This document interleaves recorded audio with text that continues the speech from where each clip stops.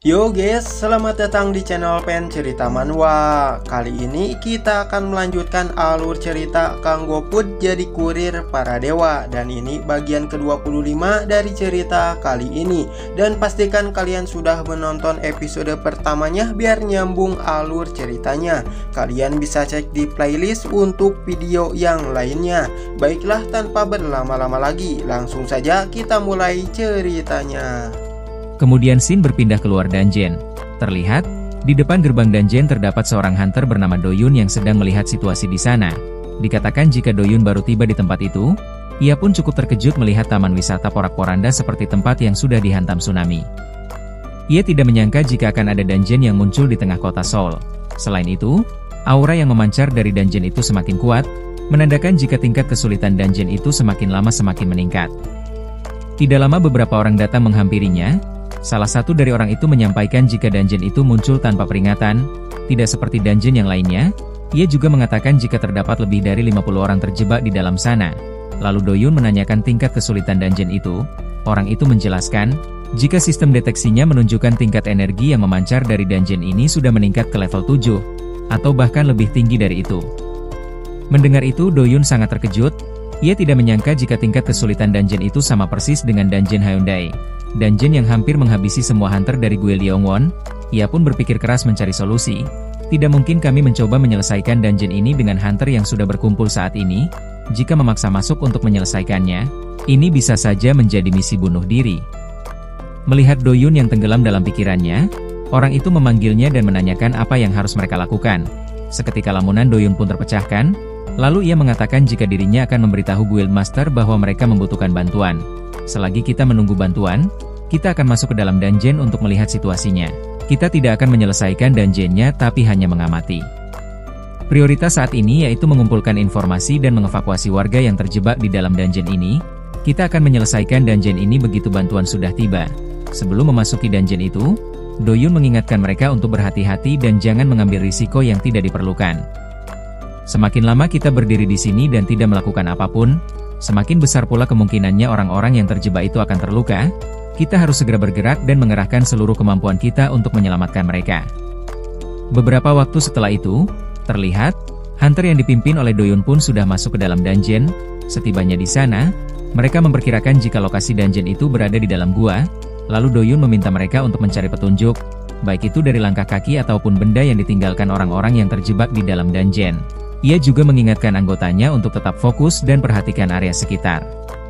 Setelah cukup lama menelusuri gua itu, mereka melihat sebuah cahaya yang bersinar terang dari arah depan, menandakan jika ada cahaya yang masuk dari luar, dan alangkah dibuat terpukaunya mereka semua saat tiba di ujung gua itu.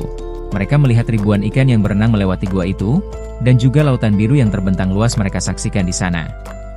Saking terpananya dengan keindahan yang terlihat jelas di depan mata, Do-yun terbengong tak berkata-kata. Mulutnya menganga tidak percaya jika mereka berada dalam gua di dalam air. Tidak lama, pandangan Do-yun pun dipecahkan dengan suara seseorang yang meminta tolong. Terlihat, tepat di bawah gua itu, terdapat orang-orang yang terjebak di dalam gua yang tertangkap oleh pasukan mermen. Melihat sosok yang menangkap orang-orang itu, Do-yun dibuat keheranan.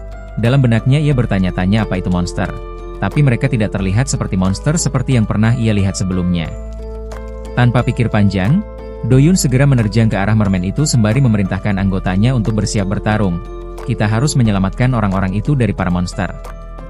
Dan ternyata, mermen yang menangkap orang-orang yang terjebak itu adalah mermen rambut putih yang bernama Plops. Dijelaskan, jika orang-orang yang saat ini Plops tangkap, adalah sisa dari orang-orang yang sudah Plops bawa ke istana sebelumnya. Menyadari ada serangan yang mengarah padanya, Plops segera mengkonter serangan itu dengan pukulannya. Tinjuan itu pun beradu dengan serangan yang dilesatkan Do-yun. Do-yun dibuat sangat terkejut saat serangannya berhasil Plops tahan dengan mudahnya. Padahal serangan yang ia lesatkan itu adalah serangan diam-diam. Ia juga merasakan dampak dari peraduan pukulannya dengan mermen itu. Tangannya pun bergetar hebat. Ia menduga jika Plops adalah monster yang sangat kuat. Mengingat jika serangannya ditahan oleh Plops seolah-olah bukan apa-apa. Melihat adanya serangan itu, dengan sigap para mermen bersiap dengan tombak trisulanya, mereka mempertanyakan siapa orang-orang itu. Plops mengingatkan bawahannya untuk tetap waspada. Manusia yang memberikan serangan padanya jauh lebih kuat dari manusia yang mereka tangkap sebelumnya. Mendengar pembicaraan mermen itu, Do-yun kembali terkejut. Ia tidak menduga jika monster yang ia hadapi saat ini bisa berbicara. Ini baru pertama kali baginya mendengar sesosok monster berbicara seperti manusia. Meski mengetahui kekuatan para mermen itu, Do-yun memerintahkan anggotanya untuk tidak ragu, serang mereka dengan sekuat tenaga. Di saat Do-yun menerjang ke arah Plops, ia dikejutkan dengan bayangan yang melintas di atasnya. Ia pun dibuat bertanya-tanya mengenai apa sebenarnya itu. Ledakan besar pun terjadi di tengah-tengah antara manusia dan juga mermen sehingga pertempuran yang akan terjadi dapat dihentikan sebelum adanya korban. Dari sini kita mengetahui, jika bayangan yang melintas itu berasal dari Raja Mermen. Melihat sang raja ada di sana, dengan heran Plops menanyakan alasan rajanya datang ke sana. Di sisi Do-yun dan anggotanya, mereka dibuat bergidik ngeri melihat ukuran Raja Mermen yang sangat besar. Seketika tubuh mereka diselimuti rasa takut yang mendalam sampai tubuhnya bergetar hebat. Di saat Do-yun disibukkan dengan pikirannya yang kebingungan dengan apa yang harus ia lakukan untuk menghadapi Raja Mermen itu, seseorang berteriak mengatakan berhenti. Mereka bukan musuh, tidak perlu bertarung. Dan ternyata, suara itu berasal dari Ha-jun. Se-oyun pun merasa sangat lega melihat pertempurannya berhasil dicegah. Ha-jun kembali mengatakan jika mereka bisa membicarakan dan meluruskan kesalahpahaman di antara mereka. Beberapa waktu setelah itu, setelah kesalahpahaman mereka berhasil diluruskan, semua sandera yang ditahan akhirnya dibebaskan. Orang-orang yang ditangkap itu pun sangat senang atas nasib baik mereka. Para hunter datang menyelamatkan kita, ujar orang-orang itu dengan mata yang berkaca-kaca. Orang-orang itu pun mendekat pada para hunter dan mengungkapkan rasa terima kasihnya karena telah membantunya. Di sisi Ha-jun, ia hanya bisa menyaksikan dan mendengarkan pembicaraan mereka. Melihat tidak ada seorang pun yang berterima kasih pada Ha-jun, dengan khawatir Lucio menanyakan apa ini tidak mengganggumu.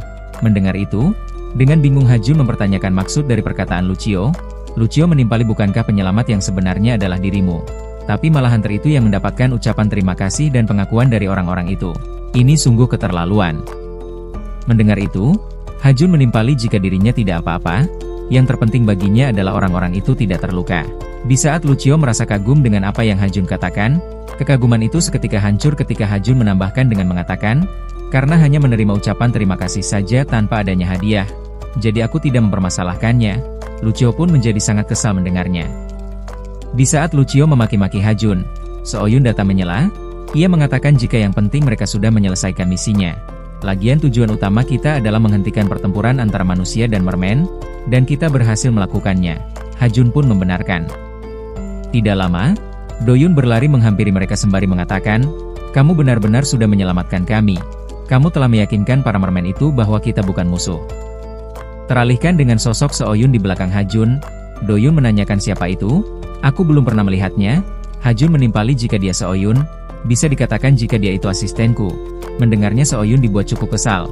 Seharusnya kamu yang jadi asistenku. Aku sudah bekerja untuk Hermes. Perkataannya pun seketika terhenti ketika Ha-jun menutup mulutnya. Ha-jun meminta Do-yun untuk menghiraukan apa yang dikatakan Se-oyun. Imajinasi yang dimiliki Se-oyun terlalu liar, ujar Ha-jun mengalihkan pembicaraan. Do-yun pun mengiyakan, lalu ia meminta Ha-jun untuk menjelaskan apa yang sebenarnya terjadi di sini. Ha-jun menimpali jika dirinya juga tidak mengetahuinya. Aku juga terseret ke dalam dungeon ini secara tidak sengaja. Jika dugaanku benar, ancaman sebenarnya bukan dari mermen melainkan dari monster yang lain. Mendengar itu Do-yun cukup terkejut. Di saat ia termenung memikirkan monster seperti apa itu, Se-oyun menyela dengan mengatakan, apa menurutmu kita bisa meminta asosiasi untuk mengirimkan hunter yang memiliki kemampuan psikometris? Sebelum Do-yun menimpali, Ha-jun segera mengatakan sejak kapan kamu yang memberi perintah di sini dasar pencuri. Dengan kesal Se-oyun menimpali jika dirinya memiliki lebih banyak pengalaman dalam hal ini daripada Ha-jun. Se-oyun pun meminta Ha-jun untuk diam saja dan dengarkan apa yang ia katakan. Sebelumnya kamu mengatakan jika kamu masuk ke gua itu melalui gerbang dungeon, berarti kamu juga sudah melihat fragmen yang hancur. Plops si kapten penjaga itu pernah mengatakan jika fragmen itu adalah item yang membuat kubah pelindung Atlantis tetap utuh. Mendengar itu, Ha-jun cukup terkejut mengetahui fakta yang sebenarnya. Apa itu berarti? Ha-jun tidak melanjutkan perkataannya karena Se-oyun menyela dengan membenarkannya. Benar, sepertinya ada seseorang yang sengaja menghancurkan fragmen itu untuk meruntuhkan kubah pelindung dan membuat seluruh Atlantis tenggelam lebih dalam ke dasar laut. Jika saja di sini ada seseorang dengan kemampuan psikometris, mereka bisa menggunakan pecahan fragmen itu untuk mengetahui orang yang menghancurkannya. Setelah mendengarkan perkataan dan penjelasan dari Se-oyun, Do-yun menanggapinya dengan mengatakan jika dirinya akan mencoba meminta seseorang dari anggotanya untuk menghubungi asosiasi. Setelahnya, Do-yun berlari kembali pada anggotanya sembari meminta mereka untuk mengevakuasi semua orang. dan menyuruh mereka juga untuk memanggil bala bantuan. Melihat Hajun yang hanya berdiam diri, Lucio menanyakan ada apa? Kamu terlihat seperti tidak terlalu yakin dengan ini. Mendengar itu Hajun terdiam sembari memperhatikan layar handphonenya. Terlihat, pesan yang ada dalam layar handphonenya bertuliskan, selidiki dan ungkapkan penyebab anomali di kota bawah laut Atlantis dengan batas waktu 8 jam. Jika berhasil akan mendapatkan hadiah harta karun Atlantis. Lalu ia berkata, bukan begitu. Hanya saja, ia tidak melanjutkan ucapannya. Dalam hatinya ia mengatakan, apa para pelaku yang menghancurkan fragmen itu benar-benar dalang dibalik semua kejadian ini? Tapi permintaan raja padaku adalah sesuatu yang berbeda.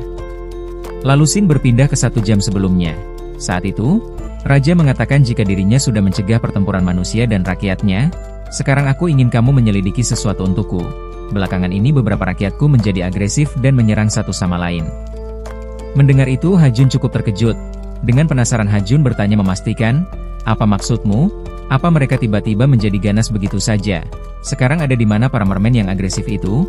Raja menimpali jika mereka sudah diamankan ke suatu tempat di bawah pengawasan yang ketat. Awalnya mereka bisa kembali sadar setelah 30 menit, tapi sekarang, mereka menjadi makhluk buas yang dikendalikan oleh amarah. Dan juga ada laporan yang mengatakan jika sebelum mermen itu berubah menjadi agresif, mereka mendengar sebuah nyanyian yang menyeramkan. Mendengar semua perkataan itu, Hajun merasa familiar dengan situasinya. Raja memohon pada Hajun untuk mencari tahu penyebab dari perubahan itu. Raja merasa sangat khawatir dengan situasi saat ini. Jika kita terlambat, Atlantis pasti akan hancur karena rakyatnya yang saling menyerang satu sama lain dalam amukan yang tidak terkendali. Kemudian Sin kembali ke masa kini. Setelah mengingat semua yang dikatakan Raja padanya, Hajun termenung dalam pikirannya. Raja memintaku untuk menyelidiki penyebab dari perubahan sikap yang mendadak itu. Hajun mengira jika hancurnya fragmen tidak ada hubungannya dengan perubahan itu. Ia juga menduga jika ada lebih dari satu ancaman yang sedang mengincar Atlantis. Tidak lama, renungan Hajun pun terpecahkan saat Seoyun mengatakan jika dirinya akan kembali ke dalam gua bersama para mermen untuk memeriksa fragmen. Lalu ia menanyakan apa yang akan dilakukan Hajun. Sebelum Hajun menimpali, Lucio mengatakan jika dirinya ingin ikut dengan Seoyun ke dalam gua. Namun, Hajun segera mengangkat tubuh Lucio dan membawanya pergi. Aku akan mencari petunjuk di tempat lain. Ada satu tempat yang ingin aku selidiki. Lalu kita dibawa keluar dungeon. Terlihat, Seongjun sangat terkejut melihat orang-orang yang terjebak sebelumnya kembali dengan selamat tanpa terluka. Dengan rasa penasaran ia menanyakan, bukankah sebelumnya tim 3 meminta bantuan? Apa yang sebenarnya terjadi? Seorang hunter yang membawa orang-orang itu keluar membenarkan, kapten kami memerintahkan untuk memberi laporan lagi dan meminta bantuan untuk membantu warga sipil. Mendengar itu, Seongjun dibuat semakin penasaran. Dalam hatinya ia bertanya-tanya, apa ada sesuatu yang berubah dalam waktu singkat sejak mereka tiba di sana? Aku yakin jika dia tidak akan menyuruh sebagian timnya untuk tetap tinggal dan meminta bantuan jika situasinya tidak serius. Merasa bingung dengan situasi saat ini, Arin Beck menanyakan apa yang harus mereka lakukan sekarang. Seongjun menimpali, untuk saat ini kita lanjutkan sesuai rencana. Keadaannya mungkin terlihat baik-baik saja untuk sekarang, tapi kita tidak bisa memprediksi apa yang akan terjadi selanjutnya. Setelahnya, Seongjun berteriak mengatakan, kita akan masuk ke dalam dungeon ini. Ia juga mengingatkan jika tingkat kesulitan dungeon itu berada di level 7. Ia meminta anggotanya untuk tetap waspada. Di saat Seongjun akan memasuki dungeon itu, Doyun keluar dari dalam dungeon sembari mengatakan, akhirnya aku kembali. Melihat itu Seongjun sangat terkejut. Ia semakin penasaran apa yang sebenarnya terjadi. Dengan penasaran ia menanyakan apa kalian sudah membersihkan dungeon ini. Doyun menimpali jika situasinya sedikit rumit. Doyun pun merasa bingung menceritakannya. Dari mana aku harus mulai menjelaskannya? Lalu Doyun mengatakan jika dirinya bertemu dengan Kang Kurir Diven di dalam dungeon itu. Kemudian ia menceritakan segala sesuatu yang terjadi sebelumnya. Setelah mendengarkan cerita yang dikatakan Doyun itu, Seongjun menatap ke arah gerbang dungeon sembari mengungkapkan rasa terkejutnya. Ia tidak menyangka jika di dalam dungeon itu terdapat makhluk yang selama ini hanya ada di dalam dongeng.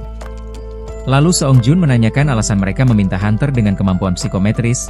Untuk apa mereka membutuhkan seseorang dengan kemampuan itu? Doyun menjelaskan jika di dalam dungeon itu ada fragmen yang berfungsi untuk menjaga keseimbangan dungeon itu. Namun fragmen itu telah dihancurkan oleh seseorang. Kang Kurir menyarankan untuk membawa hunter dengan kemampuan psikometris untuk mencari tahu siapa yang menghancurkan fragmen itu. Menyela pembicaraan mereka, Arin Beck menanyakan kenapa mereka harus mengikuti perkataan Kang Kurir. Seongjun balik bertanya, kalau begitu, menurutmu apa yang harus kita lakukan? Dengan dingin Arin Beck mengatakan, jika kita menghancurkan fragmen yang tersisa, bukankah itu akan menyelesaikan dungeon ini? Seketika, Doyun berteriak saking terkejutnya mendengar perkataan Arinbek. Ia baru menyadari bahwa apa yang dikatakan Arinbek ada benarnya. Kemudian kita dibawa kembali ke dalam dungeon, tepat di dalam gua. Terlihat, Seoyun dan beberapa mermen sudah tiba di sana mengelilingi fragmen yang masih utuh. Melihat itu Seoyun mengatakan, jadi seperti ini fragmen yang menopang kubah Atlantis. Mendengar itu Plops menjelaskan, jika sebelumnya ada 4 fragmen yang ada di gua itu. Namun sekarang hanya itu yang tersisa. Bahkan yang tersisa ini juga sudah rusak. Namun beruntungnya kita tiba tepat waktu. Kita bisa mencegah fragmen ini sebelum hancur. Mendengar itu Seoyun menjadi penasaran, lalu ia menanyakan, apa itu artinya kalian sempat melihat pelakunya? Plops menyangkalnya jika mereka tidak bertemu dengan pelakunya saat tiba di sana. Namun ia menemukan jejak mereka di tempat ini. Setelahnya Plops meminta bawahannya untuk membawakan benda yang dicurigai sebagai jejak dari seseorang yang menghancurkan fragmen itu. Terlihat, bawahan Plops pun segera menghampiri mereka dengan benda ungu yang lentur di tangannya. Melihat benda yang dibawa bawahan Plops itu, seketika ekspresi Seoyun berubah pucat. Ia merasa sangat jijik dengan benda ungu yang lentur dan juga bergerak menggeliat. Apa itu? Tanya Seoyun. Plops menjelaskan, jika itu adalah potongan tentakel dari makhluk yang menghancurkan fragmen. Namun ia belum pernah melihat monster seperti ini sebelumnya. Ia menduga jika ada seseorang yang dengan sengaja melepaskan monster itu di tempat ini. Setelah mendengar semua yang dikatakan Plops padanya, Seoyun terdiam. Dalam hatinya ia mengatakan jika dirinya sudah menjelajahi hampir semua tempat di dunia mitologi. Namun ia tidak pernah melihat sesuatu seperti ini. Lalu ia teringat pada Hajun yang sebelumnya menolak ajakannya untuk pergi ke dalam gua. Ia menduga jika Hajun mengetahui sesuatu. Namun Seoyun kembali menyangkalnya. Apa yang baru saja aku pikirkan, orang aneh itu pasti tidak tahu apapun. Bahkan sekarang dia pasti sedang berada di suatu tempat untuk bersantai. Seketika Seoyun berteriak frustasi. Ia merasa jika situasi saat ini tidak adil baginya. Kenapa hanya aku yang harus menyelidiki hal aneh di tempat ini? Melihat itu, dengan heran Plops menanyakan ada apa denganmu? Apa kamu baik-baik saja? Dalam hati Seoyun mengatakan jika dirinya akan memaksa Hajun untuk memberinya hadiah setelah semua ini selesai.